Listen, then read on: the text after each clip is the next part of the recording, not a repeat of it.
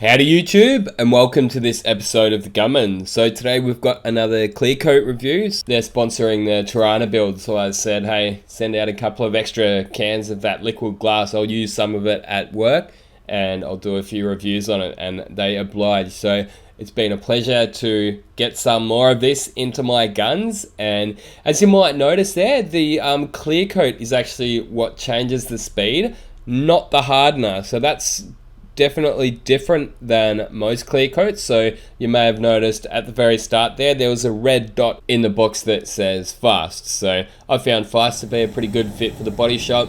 Now, one thing that it's probably also worth mentioning is that they have had some issues over the years with some people having some drying problems with it. So it stay fresh sort of even after a bake, you'll still be able to put your sort of fingerprints in it and that. And they do have a product called Speedster or Speed Gloss, I think. Yeah, Speedster. So you put like 10% of that in, or up to 10% of that in. It's kind of like a thinner, but it also sort of accelerates the drying. But what I got this paint, as I mentioned earlier, mainly for at home. And I did decide to bring a can into work just so I could do a review on it. But I forgot to take the Speed Gloss or the Speedster into work, so I just ended up adding some standard 1520 standox reducer into it, and it's been working totally fine. So yeah, 10% standard or medium speed reducer of the standox brand, and yeah, it's been drying nicely, going on nicely. Now, I did actually do a cut there on that door, so just be clear that I didn't go straight from the door back to the door. So this job has a guard on it and a bumper on it. So I did on this job what I call the round robin. So I start on the bonnet because I do like to get a little bit more material on the bonnet. So I started on the bonnet, come here, did the door. I then did the guard and the bumper, and then I did end up coming back to the door. And then I like to do the bonnet last, as I say, because it gives it a little bit longer flash time. But I mention that because they actually recommend to spray this clear a slightly different way than I recommend to spray it.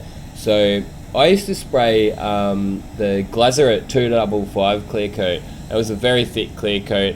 In many ways, like, if anyone sprayed that, this is probably the closest clear coat that I could say to that. If you haven't used this Quartz Liquid Glass, I would say Glazeret 255, which was, well, I don't even know if they still have it, but I was spraying that back in sort of 2010. It was always the top of the line Glazeret anyway. Well, they did have the 109 clear, so it was, I guess, either way, relatively similar, top of the range clear. But I've found, with those very thick clear coats, I've found stick to the 10% reducer as a rule of thumb, and then sort of give it a little bit of flash in between coats. So they will say go like the 30-70 method, or they call tack and whack or grip and rip, whichever you call it. Basically, the method is put your first coat on nice and tight and skinny, but still closed, so you can't see any base coat, and then straight away, so you would do it different than I did it. You would go panel by panel. You go skinny coat, wet coat, panel done. Next panel, if you know what I mean. So what I do is I go panel by panel, but then come back around. So I go first coat, panel by panel, come back around, do the round robin that I talk about. I think that actually helps the overall drying procedure as well, because you're not overloading too much in one coat. I know it's a bit more of a old school way of spraying, I guess you could say, but I just found it to be the better way. So as I said, this was with 10% reducer, and they recommend like no reducer. They say you don't have to, I guess. They don't say that you can't, because they definitely say that you can, but you could just imagine with no reducer in this, like, that job would be orange peely as all hell, and I don't think it would look very good. You may replicate some of those European or German finishes with zero reducer in it, but specifically a car like this pretty much nailed the orange peel in the Corolla. It looks perfect. As I say, 10% reducer, 25-minute bake, no drying issues at all. But look, we're at the point where this is nearly a legacy clear. You would nearly have to call it like a legacy clear, because these days it seems like air dry clears are really going to start to kick off. I really do believe that in 10 years that's the way it's all going to head, at the very least for the smash industry. But yeah, this clear coat does require a bake, so just be sure. I guess like if you can leave it overnight, like it'll dry well overnight, but you know, if in a body shop environment, yeah, you're going to need to bake it just like a regular clear coat.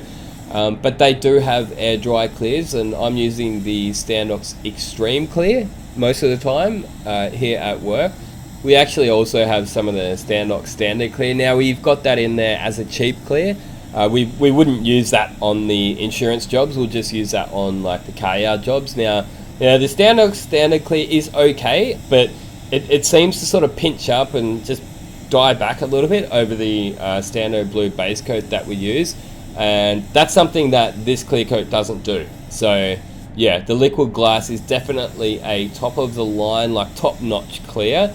You may have noticed, I think I might have said it also at the start, but it is made in Germany. And as I did say, yeah, it's the Glazeret 255. That is the closest clear coat that I could sort of compare it to anyway. So it's a nice thick high gloss. Yeah, but just be careful, like it is not for the faint of heart. The first time I used it, again in years, was just a couple of months ago, and the first job I used it on, I got a big run in it. So yeah, just be careful, it can happen. So yeah, that's why I do kind of like to let it flash in between coats, because it is very easy to overload it. And yeah, and when you do get a run, it'll take a while to dry, because the solid content in it, I haven't actually checked the data sheet to see exactly what it is, but it is definitely a high solids clear. And again, that's why I recommend putting the 10% reducer in it, you know. So they will sell it with the Speedstar, you know, the speed gloss, but you'd probably be right putting any 2K urethane reducer with it. As I say, 10%. I'm actually going to, as I say, do my Tirana in this clear coat. Now, what I'm going to test, I'm going to test, like, play around with the viscosities and just see how thin I can get it, and see how glassy I can get this stuff off the gun, like just before I'm ready to paint my Tirana. So as I say, like, this is not the clear coat that I use all day every day. Most of the time I am using the Standox clear, because this is kind of my own clear. I mean, SprayGuns Direct did sponsor it out, and thank you to them for that. But yes, I'm gonna get it back in, get another can back into work just before I spray my Tirana, and just see how far I can push it, because I want to get my Tirana as glassy and flat as possible off the gun. You know, with most of these cars at work, I've got to get it to look like a factory. So like, I've got to get the orange peel to look like a factory finish. But when I'm doing my own cars to respray, I'm going to get it as flat as I can. So I'm going to play around, maybe even go up to say 15% reducer. But as you can see on this one here, like, that's a killer gloss, and it has a very, very good gloss retention as well. Like, it will look like that a couple of days later. So some of the cheaper clear coats, they'll die back. They'll look great off the gun. A couple of days later, they'll just die in the arse. But another thing that's worth mentioning is it's a very clear. So that's one place that it does actually differ from the Glazeret 255. The Glazeret 255 was quite a yellow clear, but if you hang around here for a minute, you'll see I'm having a comparison of just how it dried overnight, and you will see the one on the right is even clearer than the slightly cloudy Standox clear. As you can see there, the gun I used is the ANI Black Clear. Well, it's actually got a 1.2 on it, but the air cap says 1.3. One thing I like to do when I'm looking at my different clear coats is just see how well, like how hard they go overnight compared to some of the other ones that I use. So this one here is the Extreme Clear. So that's an air dry clear. Now, neither of these two pots have had a bake, and this is the Quartz Liquid Glass. There's the fast version of it, and that has actually gone harder overnight. So you probably can't, that feels a little bit softer to me. You might not be able to quite exactly tell in the video, but yeah, you can see how that's pushing in a little bit more, like it's a bit more jelly like, and this is actually that little bit harder. Yeah, just a little observation I thought I'd show you guys in the review. So this will obviously flash off and dry quicker. This one does need a bake, but overnight without a bake, as you can see, this one has actually gone harder than the air dry clear. Interesting. I thought I'd just throw this in quickly at the end here, but this was a Holden Commodore, whatever. I used the HVLP air cap on it on the DV1 and it is just terrible. Ugh, yuck, thick and gluggy, and I just don't like that finish. I think it's just gross. But that's why I don't like HVLPs. It's funny, like this workshop that I'm working in as well, like we've got like a full air screw compressor, but it doesn't actually provide enough air. I don't know, we may need to get that compressor guy out, sort of jack up the pressure on the compressor, but it's all like it's in Chinese or something, so I don't even know what to do. But it can just power my other spray guns. But yeah, there's a good example of why I don't really like HVLP air caps. But yeah, have a look at that.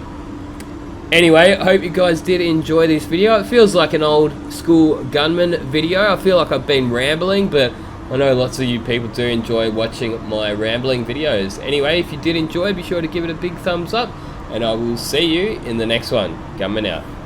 I'd like to say a big thanks to everyone for watching, and if you'd like to support the channel further, you're more than welcome to go over and check out some of the merchandise we've got. My personal favourite is those spray suits, so they're a good quality Colad branded spray suit with the Gunman logo on it. There's also hats, drink coolers, hoodies and t-shirts, so be sure to go over and check out the link in the description if you are interested.